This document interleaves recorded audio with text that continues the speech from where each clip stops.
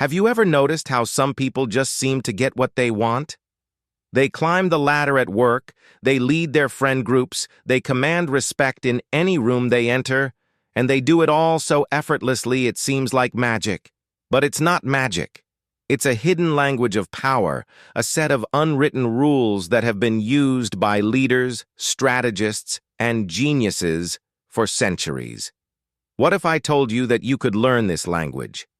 Not to manipulate or harm, but to navigate the world more effectively, to protect your own interests, and to achieve your goals without ever having to announce your intentions. What if the most powerful move you could ever make is the one nobody sees coming? The world we live in is a complex stage. Every interaction, from a coffee meeting to a family dinner, is a subtle dance of influence. We're told to be loud, to be bold, to fake it till you make it. But history's most influential figures often did the exact opposite. Think about it. The loudest person in the room is often the most insecure, broadcasting their every move, making them predictable and easy to counter. True power isn't about shouting, it's about observing, understanding, and acting with precision. It's a silent game of chess, and today, you're going to learn the opening moves that will put you 5 steps ahead before anyone even knows the game has begun. This isn't about becoming a tyrant. This is about becoming the master of your own destiny. And the secret lies in a concept that Niccolo Machiavelli himself would have admired: the art of the invisible hand. Stay with me, because what I'm about to reveal at the end is a single psychological technique so potent it can shift the balance of power in almost any situation, and you've likely had it used against you without even realizing it. Let's begin with the first principle. Never outshine the master. This sounds counterintuitive, right? We're taught to impress our bosses to show how brilliant we are, but here's the twist. When you make those in authority feel insecure, you paint a target on your back. They see you not as an asset, but as a threat. Consider the story of Nicolas Fouquet, the finance minister to King Louis XIV of France. Fouquet was brilliant, wealthy, and loved a good party. To impress the king, he threw the most extravagant celebration the world had ever seen at his magnificent chateau. The party was a legend, but the next day, Fouquet wasn't promoted. He was arrested for treason. His real crime? His chateau was more beautiful than the king's palace, and his party was better than any the king had ever thrown.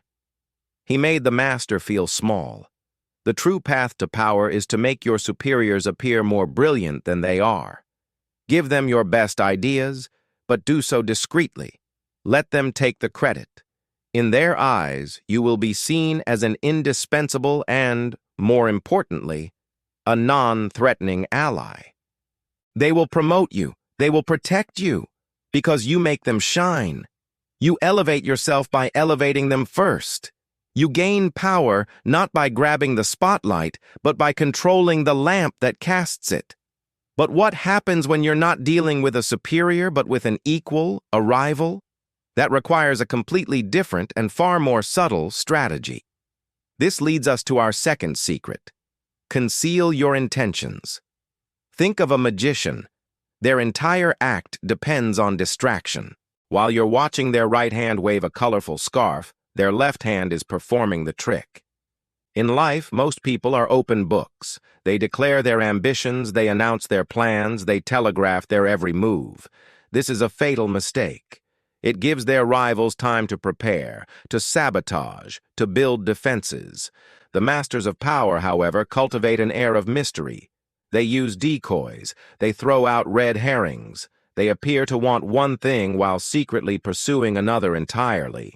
Imagine you're negotiating a deal. Instead of openly stating you desperately want Clause A, you passionately argue for a minor point, Clause B. You make it seem like Clause B is your absolute priority.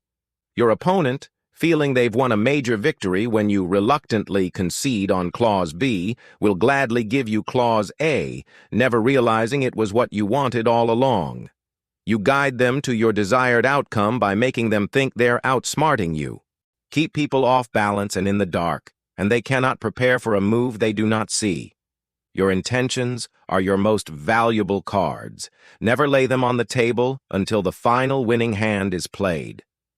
This level of control is formidable, but it's nothing compared to the power you gain when you can shape people's perceptions without saying a single word. The third, and perhaps most profound secret is this: always say less than necessary. The more you talk, the more likely you are to say something foolish, something that reveals your weaknesses, or something that can be used against you. When you are silent, you appear more powerful and profound. People become uncomfortable with silence. They rush to fill it. And in their nervousness, they reveal their own intentions, their own fears, their own weaknesses. You become a detective, gathering invaluable information simply by staying quiet and observant. Powerful people impress and intimidate by saying less. The oracle at Delphi gave cryptic answers that seemed wise and all-knowing, forcing others to do the work of interpretation. When you give short, ambiguous answers, you force the other person to project their own thoughts onto your words. They'll tell you everything you need to know, while you've revealed nothing. It is a fundamental law of power. The one who is listening holds the advantage over the one who is talking. Master your words, and you master the situation. But remember that promise I made at the beginning? The one psychological technique so powerful it can change everything? We've talked about managing your superiors, concealing your plans, and using silence. But all of these strategies are amplified by one final master key. It's a concept from social psychology known as the Ben Franklin effect. Franklin once had a wealthy, influential rival who disliked him. Instead of trying to win him over with favors, Franklin did the opposite. He wrote to the man and asked for a small favor. Could he borrow a rare book from the man's library? The man, flattered, sent it immediately. When Franklin returned it a week later with a thank you note, the next time they met, the rival was surprisingly friendly. They became lifelong friends. Here is the mind-blowing secret. We do not do favors for people we like. We come to like the people for whom we do favors. Our brain resolves the cognitive dissonance of doing something for someone we dislike by subconsciously convincing ourselves that we must actually like them. When you want to win someone over, don't shower them with gifts. Ask them for a small, simple favor. By helping you, they become psychologically invested in your success. They have justified their action by creating a positive perception of you in their own mind. You haven't pushed your way into their good graces. You have guided them to invite you in. This is the ultimate form of invisible influence. It turns enemies into allies and skeptics into supporters, all while they believe it was their own idea. You now hold the keys to a silent kingdom. To make your boss your champion, to guide your rivals to your conclusions, and to turn adversaries into allies. Power isn't about force, it's about finesse. It's the art of the unseen move, the unspoken thought, the invisible hand that gently guides the world to your design. If these secrets have opened your eyes, imagine what else is hidden in plain sight. Share this video with one friend who you think needs to see this. And if you love understanding the hidden dynamics of power, you don't want to miss what we've uncovered next. Because what we discovered about the power of strategic absence will make this look small. Click the subscribe button on your screen to see it now.